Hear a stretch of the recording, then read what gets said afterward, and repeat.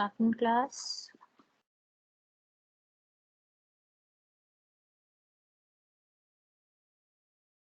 Good afternoon, students. Yes, how are you all?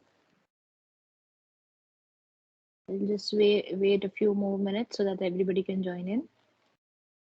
Then we start the class.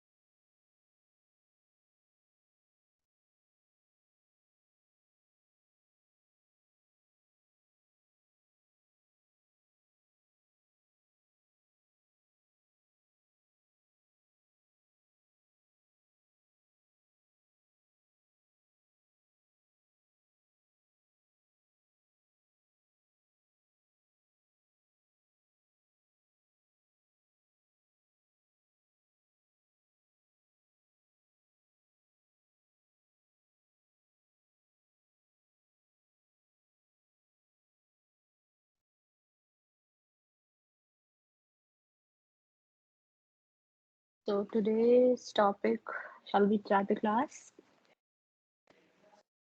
Right. So topic of today is Economic and Social Council, and we were to discuss about this is yet another important principal organ of the UN. And let me just share with the PPT with you. Just give me a moment. So pertaining to ECOSOC, it is the functional organ. It is specifically oriented to function in accordance to promote social progress, economic growth, okay, and to achieve better standards of life in the larger outlook and in the larger freedom, right? Let me just share my screen as well. So have you received the file? I've sent you on the chat box. Just let me know if you are able to see it. I'll also share Ma'am, my screen. we are able to Okay, see. okay. Thank you. Let me just share my screen as well. Just hold on.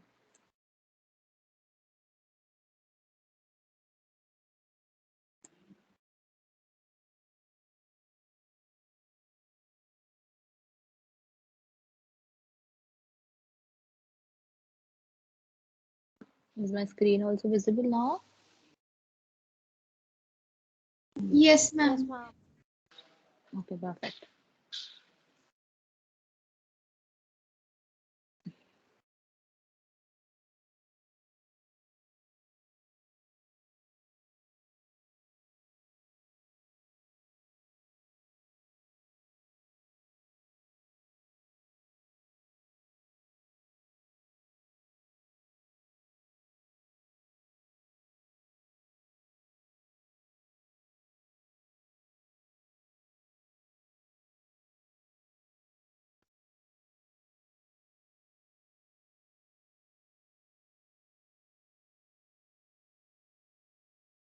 So, so today we'll be talking about ECOSOC. The first thing that comes into picture while we talk about ECOSOC is what is the relevance of such this principal organ? Why was this made a principal organ? It could have been a subsidiary organ as well. So while we talk about primary principles or United Nations, right? We are focusing on what is the prime motive that we learned in Article 1 and Article 2 about on the UN Charter. We learned about international cooperation and we learned about maintenance of peace and security. So, how can it be achieved?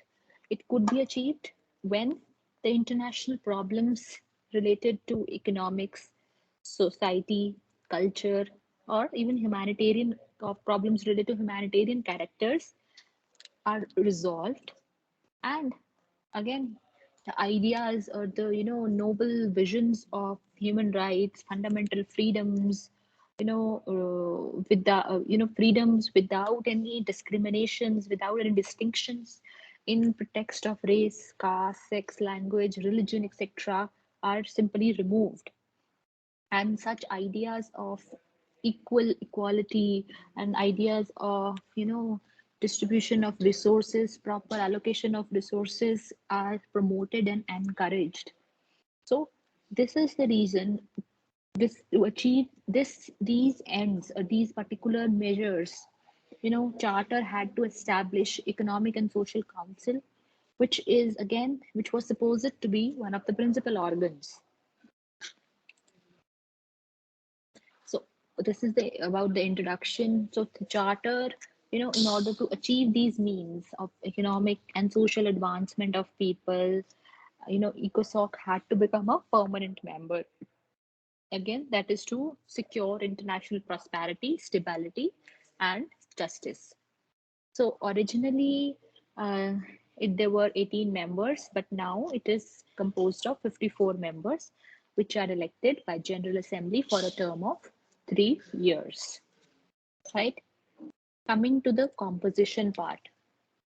So ECOSOC was again established, and again, as I told you, it was the number was increased after the amendment. So ECOSOC's membership is basically a representation of the geography. Geography in that protects that all dimensions on the globe, or all continents on the globe, are equally having representations. For example, 14 seats are allocated to Africa, 11 to Asia, 6 are to Eastern Europe, 10 to Latin America and Caribbean, and 13 to Western Europe and other areas. So members are elected for a period of 3 years. Okay. So how are they done? The four of the five permanent members are continuously re-elected because they are to provide the most of the fundings for ECOSOC's budget, which is considered to be a largest UN subsidiary body. This is the reason this body is not considered to be a subsidiary body and largest subsidiary body, and it is not actually this is the only body which is actually getting funds, having a separate budget in context of allocation of resources, and is also is the principal organ of the UN. So the provisions that are related to composition, these are entailed in Article 61. So the permanent members have no privileged position in ECOSOC. However, they are continuously serving as its members, right? So the composition of ECOSOC is considered that it should be reformed. So most of the members are from developing countries, and there is a need that even developed countries or even the wealthiest countries could establish some hold, or come up and help or aid such this particular body, so that they can develop better, they can help better, right? So there is no such control, or there is no such guaranteed position for these wealthiest countries, and that is the reason ECOSOC is not as desirably effective as it should be. Okay, so that the membership of the council, is it would make the widely agreed appropriate size of Security Council. So the ratio is equivalent. The division of seats is equivalent, but the amount or number of seats is more in this ECOSOC comparative to the Security Council. But the allocation or geographical representation, the idea of membership through geographic representation is similar to as that of Security Council. So, so composition needs to be amended and needs to be changed. Also, coming to the voting system. So, in this, voting system is simple majority, and it is simple as well as direct. Each member is considered to have one vote. All decisions are taken by simple majority who are present and voting. Okay, so the council as such invites members to participate even without vote. So in its deliberations, in its discussions, that the council may make arrangement for such participation even through the specialized agencies. So whenever some area, important area related to a specialized agency is being discussed or is being deliberated, then the council, the Security Council, does arrange a separate participation or a separate arrangement of such a participation, so that they can have the ideas of from the expertise, right? So what about the president? So the council elects a person who is the president, and a first and a second vice president, right? And it is they are done at the very first session, and these officers are eligible for re-election, but they might not hold office after one time. So they represent, so once they become a president, they cannot be become a member again. So they retire, right? But they can be re-elected as the president, and the presidency changes annually. and in the very first session, right? Is it clear, class? Composition and voting of Economic and Social Council. Yes, ma'am.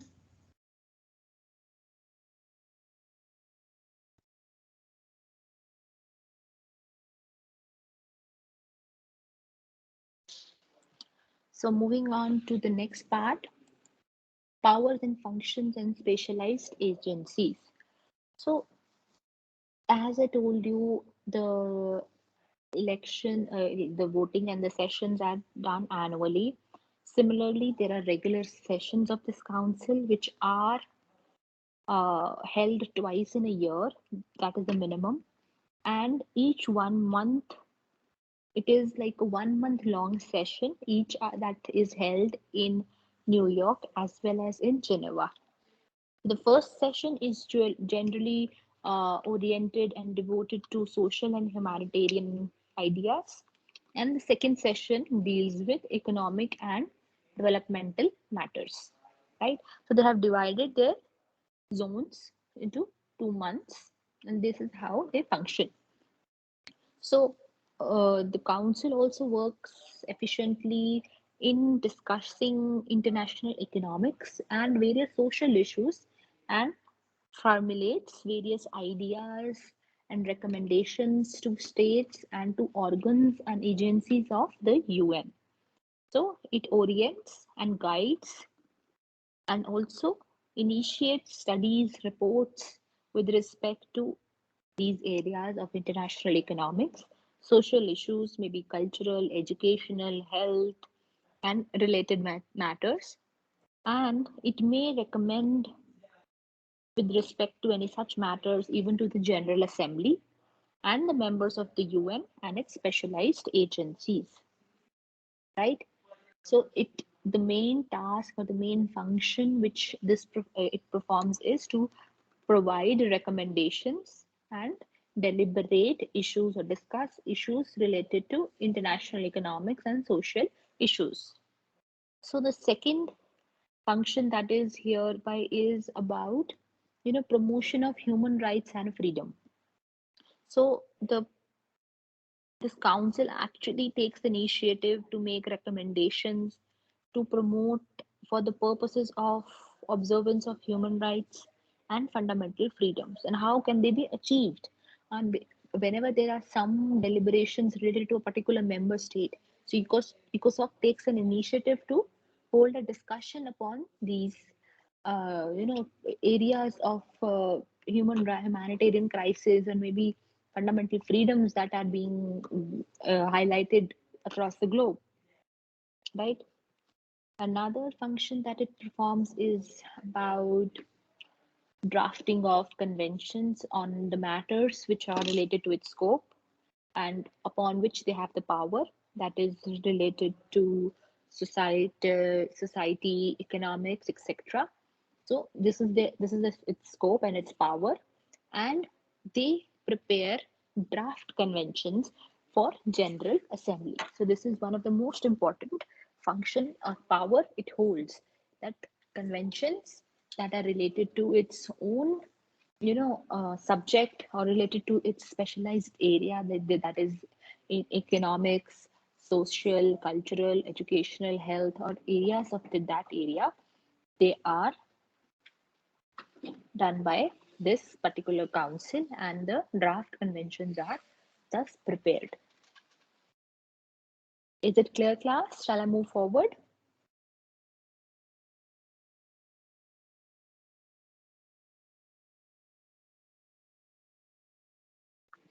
So also Economic and Social Council make such arrangements or initiate such studies and reports which are respect to international economics or maybe social or cultural areas, educational, health areas, and related matters, and also recommend such matters to General Assembly and also to specialized agencies that are concerned. So the specialized agencies, as we were discussing every day, I have allotted you two specialized agent group. Every day we discuss two groups related to the. We have divided number of specialized agencies. So the specialized agencies who have a common objective or a common scope to Security Council, Economic and Social Council, they actually take help and aid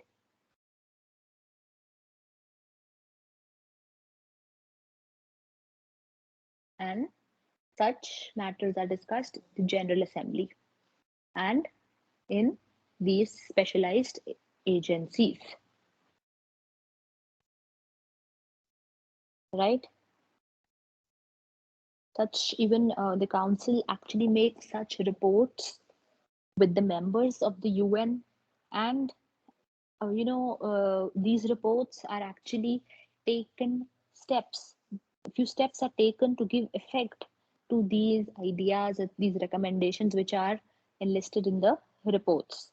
And the General Assembly, on matters falling within its competence, actually work upon or actually initiate some effective measures so that they can use those reports, even use that draft conventions to make it more effective, or actually pass that draft convention so that it can become an effective and implemented. So when these reports, which are prepared by Economic and Social Council, when these reports are received, it may be communicated that its observance on these reports to the General Assembly, right? So these are the basic areas upon which Council has to furnish also information to Security Council and also assist the Security Council whenever it has requested to the same, right? And also it performs such functions that are falling under its competence, that are related to international conferences, or such areas which are related to its functionality. So also this council, on the approval of General Assembly, also performs certain services or at the request of the members of the UN and its specialized agencies. So the council is like a principal body for coordination, for policy review, for policy dialogue, and recommendations on various issues that are related to social as well as economic development, as well as its implementation and goals of future development that are to be achieved. So it also holds important positions, or while we discuss about UN, United Nations goals, we talk about world summits. So in one of these summits in 2005, in the World Summit 2005, the outcome was that the Economic and Social Council should promote global dialogue and partnership on global policies and trends in various economic, social, environmental, and humanitarian fields. So the scope of ECOSOC was enlarged or widened through the World Summit of 2005. Also, there was another important event, objective that is to be achieved was about holding of biennial high-level developmental cooperation forum. That is to there is a new trend that is to be reviewed, and it should be uh, held so that there is international development and cooperation amongst nations. So there was an organization that was to be uh, conducted, and it was set to be a goal, that is the development cooperation forum. Also, another task that was allocated to ECOSOC was to ensure various follow-ups of various major UN conferences and summits which are internationally agreed, developed, and suggested to, right? So, support and competent international efforts aimed at addressing various humanitarian emergencies are also sought by ECOSOC, and also even the natural disasters. So this agency, this principal organ of ECOSOC, actually plays a major role in overall coordination of funds, right? And also programs and agencies that ensure coherence among them and avoid duplication of such mandates as well as such activities. So the UN Charter has actually empowered ECOSOC and merely, given it the hands to actually, implement or execute the same. So, as the similar thing that comes into picture about international law is we have everything that is the recommendatory, but there is nothing which is binding upon the members. And mere recommendations, therefore, sunk into a level of unimportance and irrelevance. So, even though it is considered to be one of the greatest achievements of UN, and it has tremendously worked, tremendously, uh, made various, things possible in economic and social fields with effective functioning and effective work, right? Is it clear? Shall we move forward, class?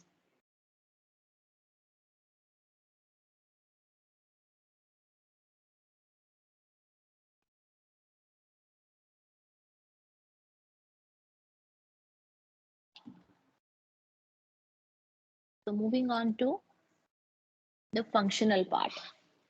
So how does it actually functions? How does it work? So the first idea about its function is related to,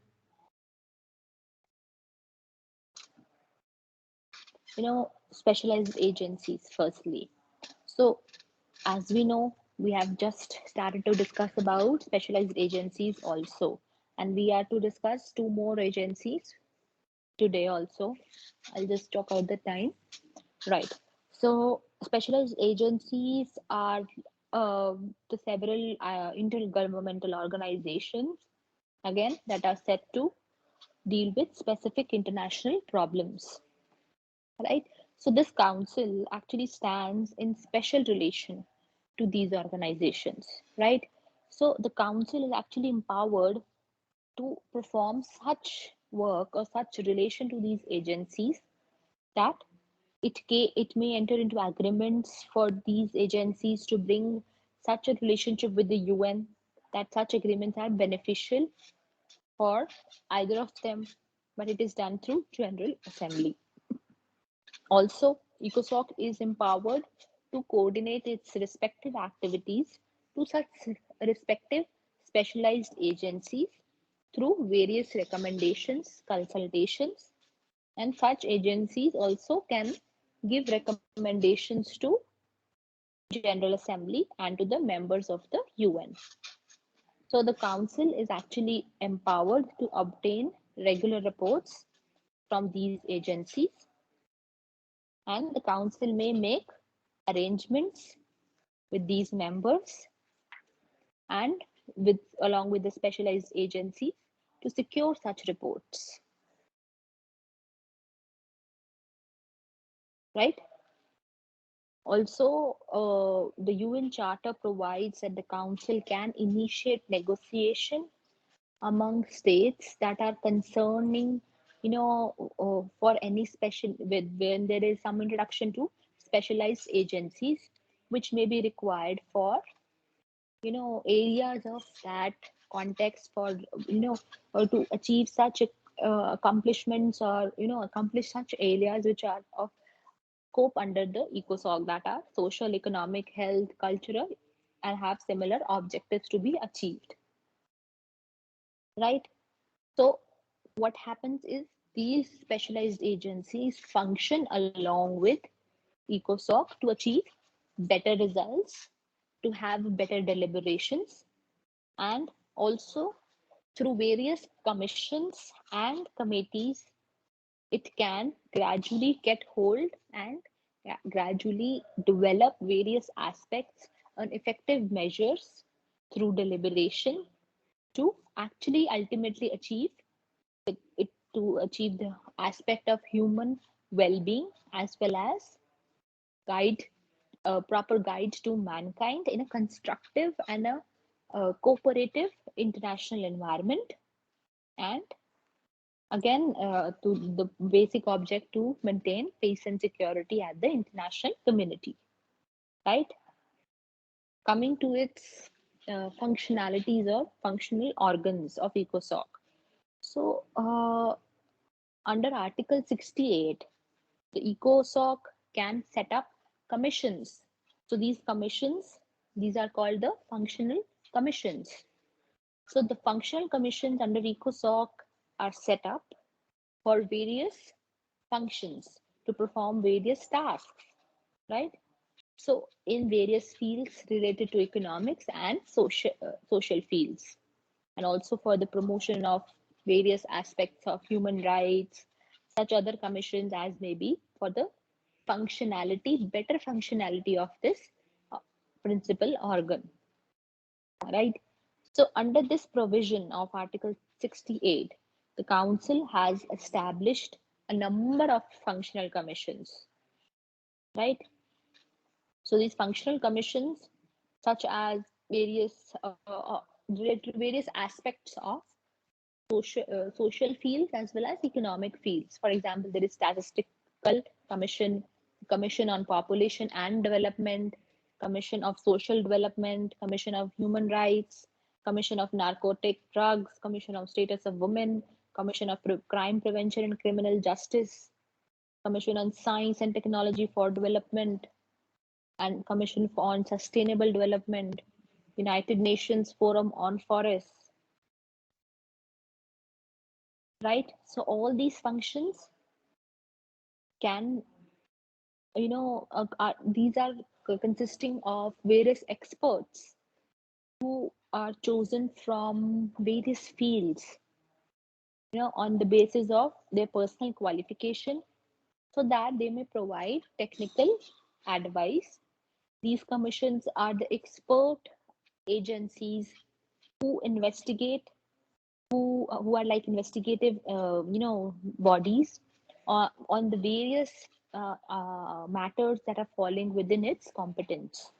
So these commission again submit reports to the ECOSOC, and thereafter things are decided in deliberation of council, right? Is it clear about the functional commissions? Yes, class, is it clear?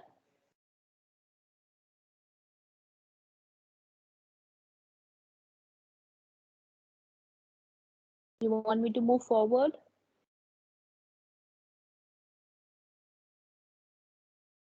Yes, ma'am. Yes, class. Okay. So next is about regional commissions. So these commissions are set up, although these are not actually provided in the charter, but uh, this idea of creation of regional commissions, again to develop and assist its performance, ECOSOC's performance, has been established by the initiative of General Assembly through its resolution in 1946, right? So there are 5 regional economic commissions that work in regards to better performance or assisting better, assisting the ECOSOC in its better and efficient performance. So the first commission in regards to this is Economic Commission for Europe. So General Assembly, urged in its very first session, actually urged that the Commission of Europe, and accordingly this commission basically was to work for the economic reconstruction after the post-war in the Europe. So in order to increase various activities, economic activities, particularly in European countries, and also to provide better status to the governments while having a better flux of economy and technology and various other statistical information. So this is an important, commission that was set up by General Assembly in its very first session, and it has its headquarters at Geneva. Okay. The second commission, that's a regional commission.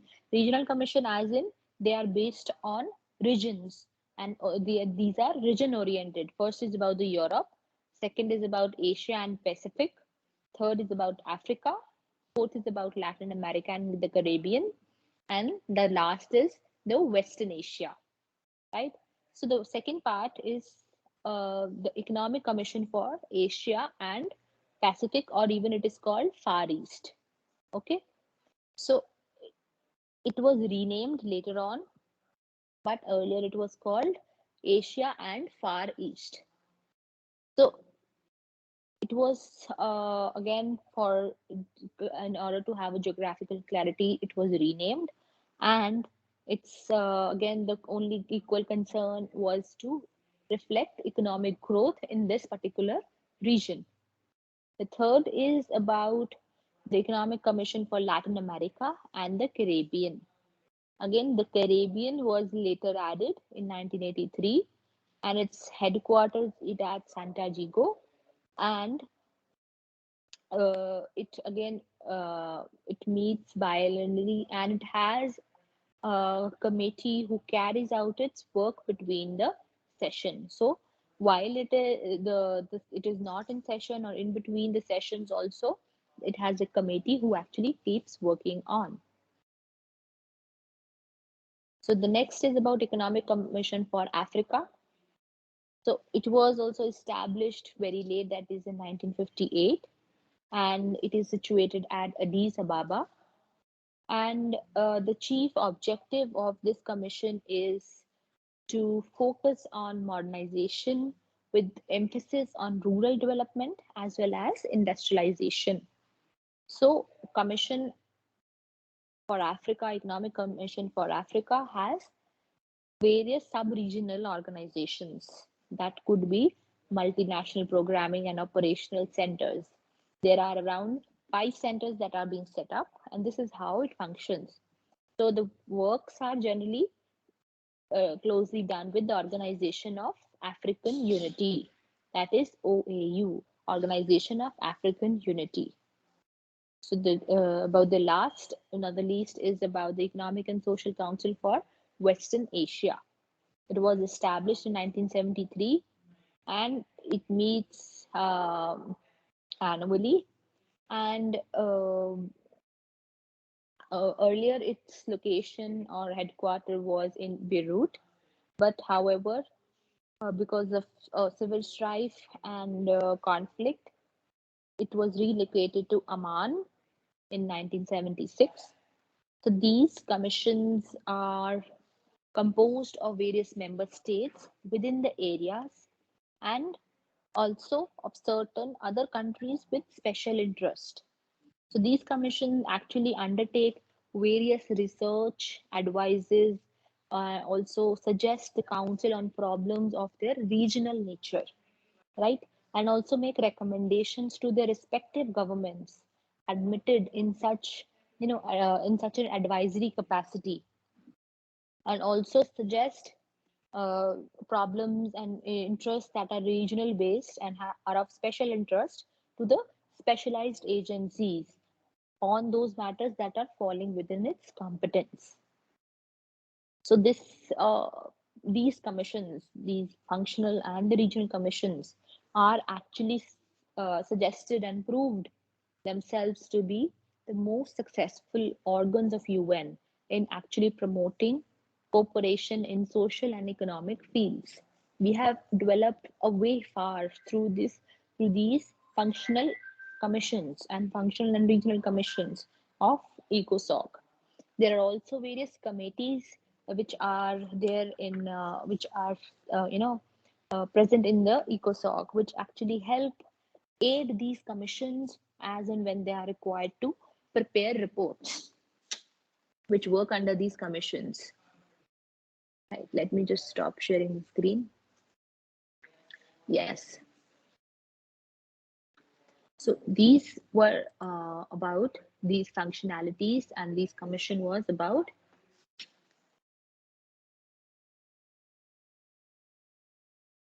the functional organs and about Economic and Social Council. Any questions so far you can ask? If you have any suggestions or questions in mind.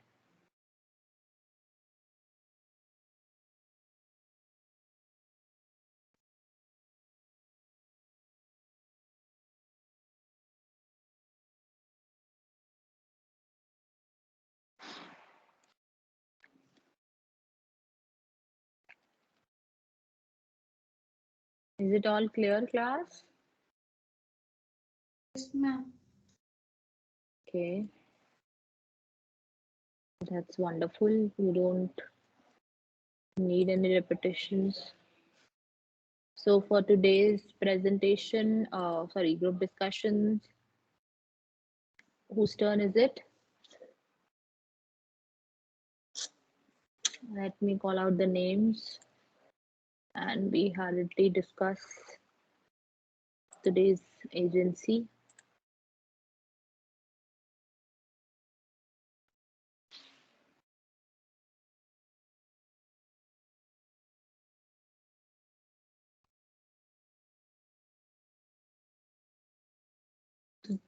So we have for today,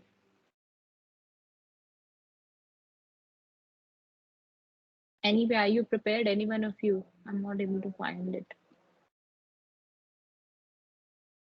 Anybody who has prepared for today? Any group discussion? Here it is.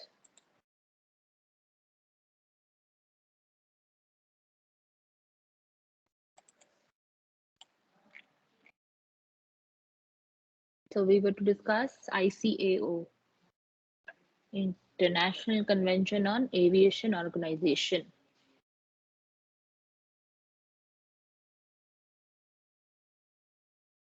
Yes, ICAO, anybody? Nagasai, Nanki, Nancy, Nandi Dwarkesh, Navyasri, Nidhisha, Nimala, Nishita, Osini, Shreya Reddy, Priya Raghavendra, Nagshri Bhargavi, Supriya, Pariyal, Siddharth, Pujit, Prachi, Pranay. Nobody interested in talking about ICAO? Ma'am, I'm Priya Raghavan. Ma'am, Yes. Okay, ma'am, yes, can tell we me. do tomorrow, ma'am? Like, we want to discuss it tomorrow, ma'am, about this ICM, ma'am. Little more things to research, ma'am. Okay, bache, we'll do it tomorrow. What about the other topic? IMF? Anybody's prepared for that? Harshita and Andrea, Meewal, Meher, Imran Mohammed, Aqeeb Mohammed, Raheel, Sabur Khan, Monisha, Mrinal, Bhargav, Mudit Mishra, Mugda, Mukund, Muskan Riaz, Diksha, Nafisa Banu, Naga Sai Srindi. Yes, anybody from you wants to have a discussion over IMF? Nobody? So you are well aware of these topics, right? You don't need any discussion.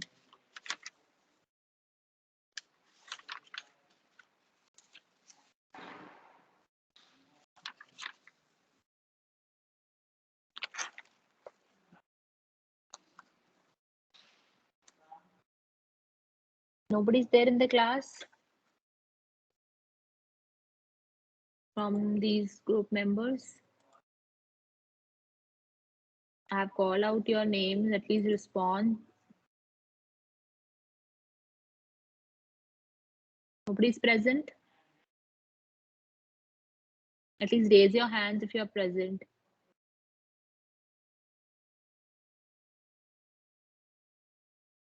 Any which ways. Okay. Let's discuss about IMF, and thereafter on Monday we'll talk about ICAO. Right? So be prepared for in regards to IMF. This is a monetary fund. It is considered to be an international monetary fund, and it was established in 1945, wherein all the representative countries, who had its quotas, who had 80% of its fund resources, would actually deposit their ratification into an agreement. That is agreement is called Bretton Woods Agreement, right? So this fund became a specialized agency in 1947. So IMF was established in order to promote various international cooperation in aspects of money, and also to expand international trade, and also promote exchange and maintain such exchange arrangements, and also to avoid any competitive exchange, and such depreciations should be avoided, right? So it actually assists the establishment of multilateral system, which is in regards to payment systems, that may be currency transactions between various members, and also elimination of such foreign exchange restrictions. So these restrictions which actually hamper world trade, which does not help the world trade, and these funds actually give confidence to members by making its resources available to them under adequate, proper safeguards. Okay, so IMF actually works through a board of governors. So these governors are one, which consists of one governor and an alternate, who is appointed by each member, and a board for executive director, who is responsible for the conduct of general operations of the fund. And also they exercise powers that are delegated to it through a board of governors. Right? So the managing director is appointed by the executive director, and he must not be a governor and or a executive director. So these are the three positions they cannot share. So the managing director is the chairman of the board of the executive director, as well as the chief of operating staff. So each member of the fund is assigned a quota in this. As I told you, it has its initiation through a composition of quotas, a collection of funds which were deposited by various nation states, right? And this converted into an agreement, because as and when it was required, they could take it off. Similarly, so this quota is fixed under original articles of agreement AOA, and it is assigned that by fourth fifth vote with consent of all the members it could be taken. So the voting power of the member in the fund depends upon the quota of its members. For example, if I have given a 20% quota, and similarly I can allocate this number of persons which are the fourth fifth vote, right? So the voting power of the member is the fund depends is upon the fund depends upon the quota of its members.